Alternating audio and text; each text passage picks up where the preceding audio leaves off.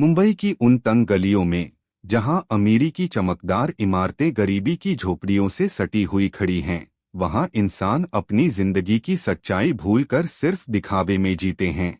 और ऐसे ही माहौल में शुरू होती है प्रिया और विक्रम की यह दिल को छू लेने वाली कहानी, जहां प्रिया जैसी घमंडी और अमीर घर की बेटी अपने शांत और साधारण से दिखने वाले पति विक्रम को हर पल अपमानित करती है।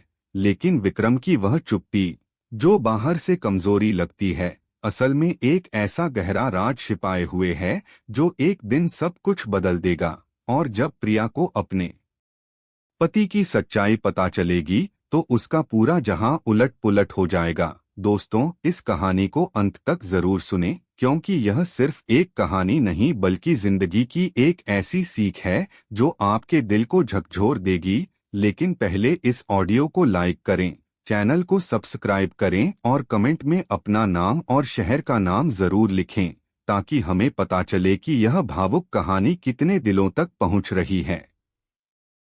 प्रिया एक अमीर बाप की इकलौती लाडली बेटी, जिसके चेहरे पर हमेशा अहंकार की वह चमक रहती थी जो दूसरों को छोटा महसूस कराती थी। और उसके पति विक्रम, जो बाहर से तो बस एक मामूली सा क्लर्क लगता था, लेकिन उसके दिल की गहराई इतनी ज्यादा थी कि कोई उसकी थाह नहीं ले सकता था। हर सुबह जब सूरज की पहली किरण उनके आलीशान बंगले पर पड़ती तो प्रिया उठकर विक्रम को देखती और उसके मुंह से निकलने वाले ताने ऐसे तेज तीरों की तरह होते जो सीधे विक्रम के दिल में चुभ जाते। लेकिन विक्रम बस मुस्कुराकर सब सह जाता, मानो उन तानों की उसे कोई परवाह ही न हो। और यही उसकी शांत मुस्कान प्रिया को और ज्यादा चिढ़ाती, क्योंकि उसे लगता कि यह आदमी इतना कमजोर है कि जवाब देने की हिम्मत भी नहीं रखता। शादी के पहले दिन से ही प्रिया का व्यवहार ऐसा था जैसे उसने विक्रम से नहीं बल्कि किसी सजा से शादी की हो। वह हर रोज उसे ताने मारती, कभी उसके पुराने कपड़ों पर जोर जोर से हंसती तो कभी उसके साधारण जूतों पर कटाक्ष करती और कहती कि तुम मेरे लायक ही नहीं हो विक्रम, तुम में कोई क्लास नहीं, कोई स्टेटस नहीं। मेरे पापा सुरेश ने अगर चाहा होता तो मुझे किसी बड़े घराने में ब्याह दिया होता जहां ऐशो आराम की कोई कमी न होती, लेकिन उन्होंने तो मेरी किस्मत ही बर्बाद कर दी, मुझे तुम जैसे साधारण इंसान के साथ बांधकर। और ये बातें सुनकर विक्रम के कानों में घंटियां बजतीं, उसके दिल में दर्द की लहरें उठतीं, लेकिन वह चुप रहता, बस सुबह काम पर जाता और शाम को लौटकर घर संभालता, मानो प्रिया की खुशी ही उसके लिए सब कुछ हो। लेकिन प्रिया की आंखों में नफरत इतनी गहरी थी कि वह हर मौके पर विक्रम को नीचा दिखाने से नहीं चूकती। एक दिन उसने अपनी पुरानी सहेलियों को घर पर पार्टी के ये बुलाया। घर इतना शानदार था कि दीवारों पर महंगे चित्र लटक रहे थे, फर्श पर नरम कालीन बिछे थे और हवा में महंगे इत्र की खुशबू फैली हुई थी। लेकिन प्रिया ने वहां भी विक्रम को अपमानित करने का कोई मौका नहीं छोड़ा। सबके सामने जोर से हंसकर बोली कि देखो लड़कियों, यही है मेरा पति, बस एक छोटी मोटी नौकरी करता है, कोई बड़ा पद नहीं, कोई बड़ी कमाई नहीं। सोचो मेरी किस्मत कितनी खराब है कि मुझे ऐसे इंसान के साथ जिंदगी गुजारनी पड़ रही है। सहेलियां एक दूसरे की ओर देखकर चुप हो गईं, उनके चेहरों पर असहजता साफ दिख रही थी। लेकिन विक्रम ने बिना कुछ कहे बस एक हल्की मुस्कान के साथ चाय की ट्रे उठाई और सबको परोसते हुए कहा कि आप लोग आराम से बैठिए, यह घर आपका ही है, अगर कुछ और चाहिए तो बताइएगा, मैं लाकर देता हूँ। लेकिन प्रिया को यह बिल्कुल बर्दाश्त नहीं हुआ। वह भड़क उठी और जोर से चिल्लाई कि यह भी कोई बात करने का तरीका है, तुम में तो कोई क्लास ही नहीं, कोई तमीज ही नहीं, तुम्हारी वजह से मुझे अपने दोस्तों के सामने शर्मिंदा होना पड़ता है, हर बार तुम मुझे नीचा दिखाते हो। और विक्रम ने बस धीमे से जवाब दिया कि अगर तुम्हें मुझसे शर्म आती है तो मैं कोशिश करूंगा कि तुम्हारे सामने कम से कम आऊं ताकि तुम्हारा मूड खराब न हो। लेकिन इस विनम्रता ने प्रिया को और ज्यादा गुस्सा दिला दिया। वह चीखकर बोली कि कितना बेवकूफ हो तुम, क्या तुम में जरा भी अक्ल नहीं? हे भगवान, पता नहीं पिछले जन्म में मैंने क्या पाप किया था कि तुम जैसे इंसान को अपना पति बनाना पड़ा। और ये बातें सुनकर घर के नौकर चाकर भी हैरान रह जाते, वे सोचते कि कोई पत्नी अपने पति को इतना अपमानित कैसे कर सकती है। लेकिन विक्रम का चेहरा हमेशा शांत रहता। उसकी आंखों में थोड़ी सी उदासी जरूर झलकती, लेकिन गुस्सा कभी नहीं, क्योंकि उसके दिल में एक गहरा राज छिपा था जो वह सही वक्त पर ही सामने लाना चाहता था।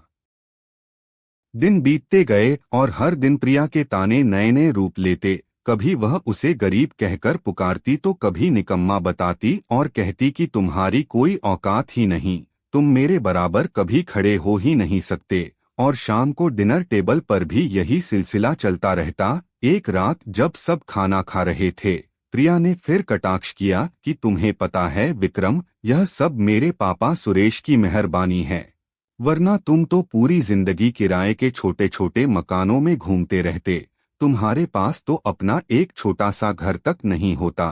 तुम मेरे पति कहलाने लायक ही नहीं हो। और यह सुनकर विक्रम ने बस प्लेट में खाना परोसते हुए कहा कि घर और गाड़ी से रिश्ते नहीं चलते प्रिया, रिश्ते तो भरोसे और सम्मान से चलते हैं।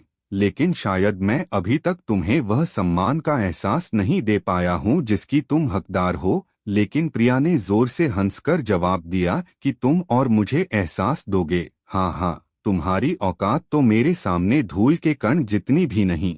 जब भी मैं तुम्हें देखती हूँ लगता है कि पापा ने मेरी जिंदगी से खिलवाड़ किया है। उन्होंने मुझे किसी बड़े घराने में क्यों नहीं ब्याहा जहाँ मैं रानी की तरह जीती। और ये बातें कमरे में गूंजती रहती, लेकिन विक्रम शांत रहता, बस धीरे से खुद से बुदबुदाता कि शायद वक्त ही तुम्हें सच्चाई दिखाएगा। और अगली सुबह जब वह ऑफिस जा रहा होता, प्रिया फिर सुनाती कि लोग मुझसे पूछते हैं तुम्हारा पति क्या करता है, और मुझे कितनी शर्म आती है यह बताने में कि वह बस एक साधारण सी कंपनी में छोटी मोटी नौकरी करता है। कोई बड़ा नाम नहीं, कोई बड़ी पहचान नहीं। और विक्रम कार स्टार्ट करते हुए कहता कि अगर कभी तुम्हें लगे कि मेरी वजह से तुम्हारी जिंदगी बर्बाद हो रही है तो तुम खुलकर कह सकती हो, मैं तुम्हें कभी नहीं रोकूंगा। लेकिन बस एक गुजारिश है कि कभी अपने पापा को दोष मत देना, उन्होंने हमेशा सही फैसला लिया है। लेकिन प्रिया तुनक्कर बोली कि हाँ, सही सही यह था कि उनकी बेटी का मजाक उड़ाया जाए। सब मुझे देखकर कहते हैं कि इतनी अमीर लड़की ने ऐसे साधारण लड़के से शादी क्यों की। मैं हर पल जलती हूँ विक्रम, और उसकी वजह सिर्फ तुम हो। तुम्हारी वजह से मेरी जिंदगी नर्क बन गई है। और विक्रम ने कार रोककर उसकी ओर देखा। उसकी आंखों में दर्द था, लेकिन आवाज शांत। वह बोला कि तुम्हारा गुस्सा जायज है प्रिया, तुम जितना चाहो मुझे कोस लो, मुझे बुरा कहो। शायद एक दिन तुम्हें समझ आएगा कि मैं तुम्हारा दुश्मन नहीं हूँ बल्कि तुम्हारा साथी हूँ जो तुम्हारे लिए कुछ भी कर सकता है। प्रिया ने मुंह फेर लिया। उसकी आंखों में नफरत की चिंगारी साफ जल रही थी। पूरे रास्ते उसने विक्रम से एक भी शब्द नहीं कहा, मानो वह कोई अनजान हो। और ऑफिस पहुंचकर भी वह अपनी सहेलियों से यही शिकायत करती रहती कि मेरी जिंदगी कैसी बर्बाद हो गई है। मैंने क्या गुनाह किया था जो मुझे ऐसा पति मिला। और उसके शब्द इतने तीखे होते कि सुनने वाले भी असहज हो जाते। लेकिन विक्रम सब जानता था, सब देखता था, फिर भी कभी पलटकर कुछ नहीं कहता। उसकी चुप्पी ही उसकी सबसे बड़ी ताकत थी। वह हर रात अकेले बालकनी में बैठकर आसमान के तारों को देखता और धीरे से खुद से कहता कि बस थोड़ी देर और सह लो, सब सही वक्त पर सामने आएगा। और धीरे धीरे यह रोज का सिलसिला बन गया। हर सुबह ताने, हर शाम अपमान और हर रात चुप्पी। घर के नौकरों के बीच भी फुसफुसाहट होने लगी कि मैडम अपने साहब को कभी चैन से नहीं रहने देती, कितना अपमान करती हैं। लेकिन विक्रम ने कभी किसी के सामने अपनी शिकायत नहीं की। वह बस सहता रहा, क्योंकि उसके दिल में प्रिया के लिए अभी भी प्यार बाकी था। और प्रिया को लगता कि उसकी जिंदगी थम सी गई है। वह हर पल सोचती कि काश मैंने किसी बड़े घराने में शादी की होती तो मेरी जिंदगी कितनी खुशहाल होती, ऐशो आराम से भरी। लेकिन उसे क्या पता था कि वही पति जिसका वह रोज मजाक उड़ाती है, आने वाले दिनों में उसकी सोच, उसकी किस्मत और उसकी पूरी दुनिया को बदलने वाला है। वह एक ऐसा तूफान लाने वाला है जो सब कुछ उथल पुथल कर देगा। कुछ महीने ऐसे ही गुजर गए। प्रिया का रवैया वैसा ही कड़वा रहा। ताने, कटाक्ष और हर पल की बेइज्जती। लेकिन फिर एक दिन ऐसा आया जो प्रिया की पूरी जिंदगी को हमेशा के लिए बदल देने वाला था। वह सुबह थी जब सुरेश घर पर आए और गंभीर चेहरे के साथ घोषणा की कि प्रिया और विक्रम, आज तुम दोनों को मेरे साथ मुंबई की एक बड़ी नीलामी में चलना होगा। वहां हमारी कंपनी की इज्जत दांव पर लगी है।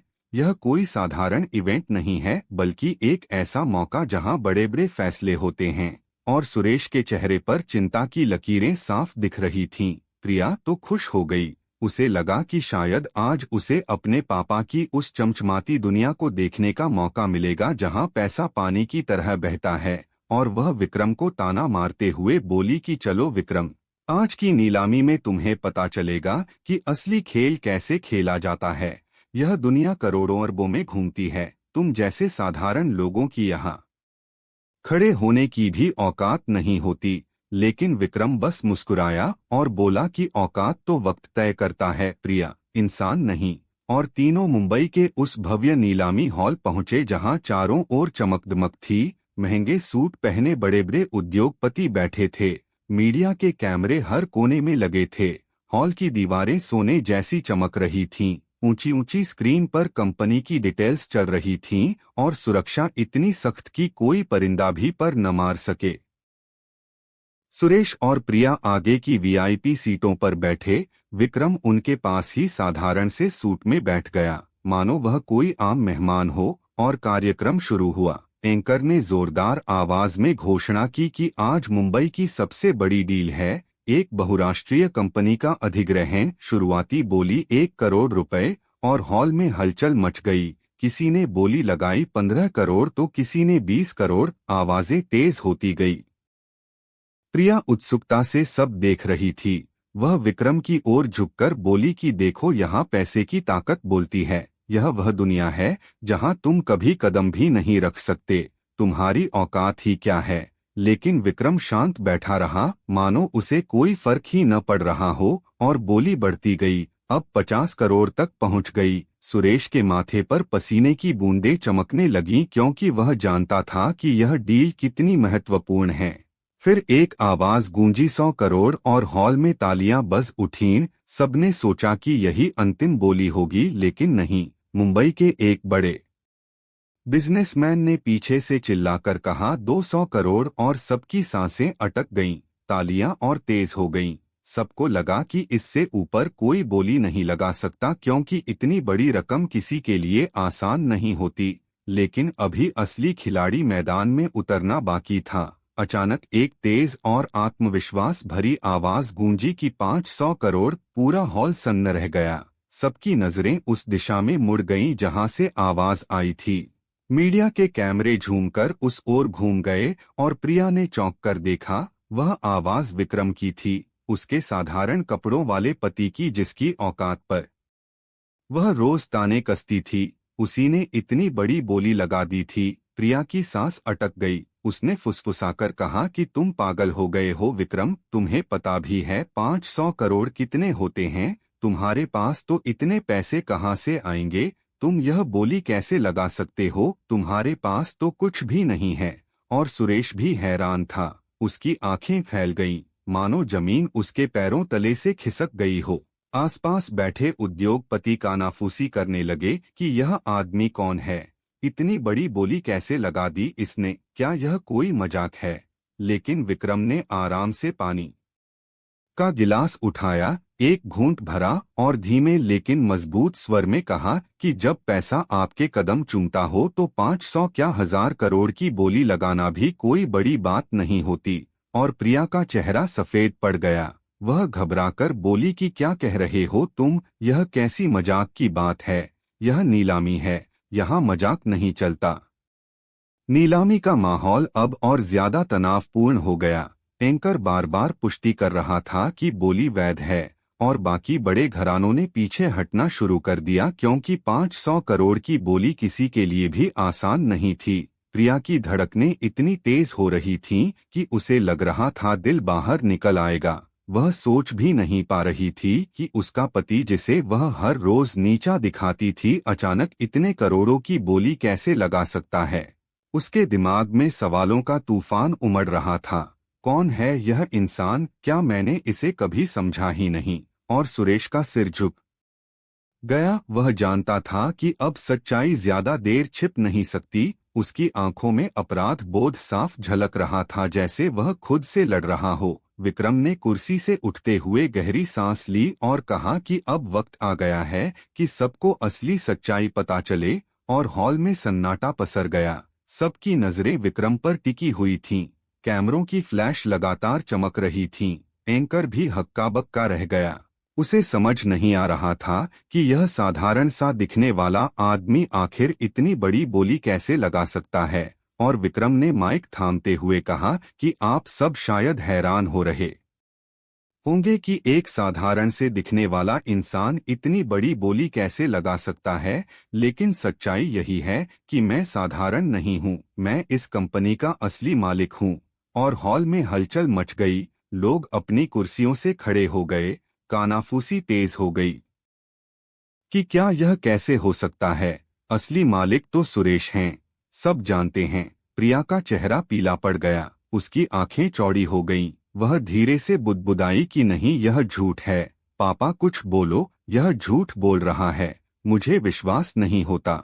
लेकिन सुरेश ने सिर झुका लिया। उसकी आंखों में शर्म और पछतावा था। वह धीमी आवाज में बोला कि प्रिया, यह सच है। विक्रम वही है जिसके दम पर यह पूरी कंपनी खड़ी है। मैं तो बस नाम का मालिक था।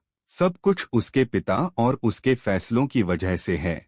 और प्रिया हिल गई। उसके पैर कांपने लगे। उसने सुरेश का हाथ पकड़कर कहा कि लेकिन पापा, आपने मुझे कभी बताया क्यों नहीं? आपने यह सच्चाई क्यों छुपाई? मेरी जिंदगी से खिलवाड़ क्यों किया? और सुरेश ने आंखें बंद कर लीं। भारी स्वर में बोला कि क्योंकि यह सब तुम्हारी समझ से बहुत दूर था बेटी। विक्रम के पिता मेरे बचपन के सबसे अच्छे दोस्त थे। हम दोनों ने मिलकर इस कंपनी की नींव रखी थी। लेकिन जब कर्ज के बोझ से हम दब रहे थे तो उसी ने मेरी मदद की, सारी पूंजी लगाई। और उस दिन से कंपनी का असली मालिक उसका बेटा विक्रम ही है। मैंने बस नाम रखा। विक्रम ने आगे बढ़कर कहा कि मेरे पिता ने आपकी इज्जत बचाई थी सुरेश अंकल, और मैंने वही वादा निभाया। मैंने कभी सामने आकर मालिक बनने की कोशिश नहीं की। मैं पर्दे के पीछे रहा ताकि सिस्टम को अच्छे से समझ सकूं। हर पॉलिसी, हर बड़ा फैसला मेरे हाथ से निकलता था, लेकिन साइन आपके नाम से होते थे ताकि दुनिया आपको ही मालिक माने। प्रिया की आंखों से आंसू निकल पड़े। उसका दिल बैठ गया। जिस इंसान को उसने हर रोज अपमानित किया वही उसकी जिंदगी का सबसे बड़ा सहारा निकला। वह अविश्वास से विक्रम की ओर देख रही थी। उसकी जुबान लड़खड़ा गई। वह हकलाते हुए बोली कि तुमने यह सच्चाई मुझसे क्यों छुपाई विक्रम? क्यों मुझे यकीन दिलाया कि तुम बस एक मामूली कर्मचारी हो? क्यों अपनी नजरों में खुद को इतना छोटा बनाया? मैंने तुम्हें कितना दुख दिया? और विक्रम ने गहरी सांस ली और कहा कि क्योंकि यह शादी तुम्हारे पापा की गुजारिश पर हुई थी। उन्होंने मुझसे वादा लिया था कि जब तक तुम खुद मुझे पहचान न सको मैं अपनी असली पहचान सामने नहीं लाऊंगा। मैंने तुम्हारा हर ताना, हर अपमान बर्दाश्त किया क्योंकि तुम मेरे पिता के दोस्त की बेटी हो और मैं उस दोस्ती का कर्ज चुकाना चाहता था। मैं तुम्हें सिखाना चाहता था कि इंसान की कीमत उसके पैसे से नहीं बल्कि उसके दिल से होती है। और सुरेश की आंखें भीग गईं। उन्होंने भर्राए स्वर में कहा कि विक्रम बेटा, मैंने तुम्हारे साथ बहुत नाइंसाफी की है। मुझे आज मानना पड़ रहा है कि तुमने ना सिर्फ कंपनी बचाई बल्कि मेरी इज्जत भी बचाई। तुम जैसे लोग दुनिया में कम ही होते हैं। और प्रिया कांपते हुए पीछे हट गई। उसकी सारी अकड़, सारा घमंड पल भर में मिट गया। उसे लग रहा था जैसे पूरी दुनिया उसके पैरों तले से खिसक गई हो। उसके दिल में अब पछतावा का सागर उमड़ रहा था। हर वह पल याद आ रहा था जब उसने विक्रम को अपमानित किया था। हॉल में बैठे लोग अब तालियां बजाने लगे। सबको समझ आ गया कि असली विजेता कौन है। मीडिया ने विक्रम की तारीफ शुरू कर दी और विक्रम ने भीड़ की ओर देखकर कहा कि मैंने कभी यह सब दिखावा करने के लिए नहीं किया। मैं बस चाहता था कि इस कंपनी के हर कर्मचारी को, हर मजदूर को वह इज्जत मिले जिसकी वे हकदार हैं। और मैं यह तभी कर सकता था जब मैं खुद उनकी तरह साधारण बनकर उनके बीच रहूं, समझूं उनकी समस्याएं, उनके दर्द को महसूस करूं। और प्रिया की आंखों में पश्चाताप तैर रहा था। उसकी जुबान से आवाज तक नहीं निकल रही थी। वह बस सोच रही थी कि जिसे मैंने हर रोज अपमानित किया वही असल में सबसे बड़ा है, सबसे मजबूत है। और सुरेश ने बेटी की ओर देखकर कहा कि प्रिया, अब तुम्हें समझ आ गया होगा कि इंसान की कदर उसके कपड़ों या दिखावट से नहीं होती बल्कि उसके कर्मों और उसके दिल से होती है। विक्रम वही है जिसे तुमने हमेशा छोटा समझा और आज देखो वही सबसे बड़ा निकला। तुम्हारी जिंदगी का असली हीरो वही है। और प्रिया कांपते हुए कुर्सी से उठी। उसकी आंखों से आंसू रुकने का नाम ही नहीं ले रहे थे, जैसे बांध टूट गया हो। वह धीरे धीरे विक्रम के पास पहुंची। मीडिया के कैमरे अब उसी पर टिक गए।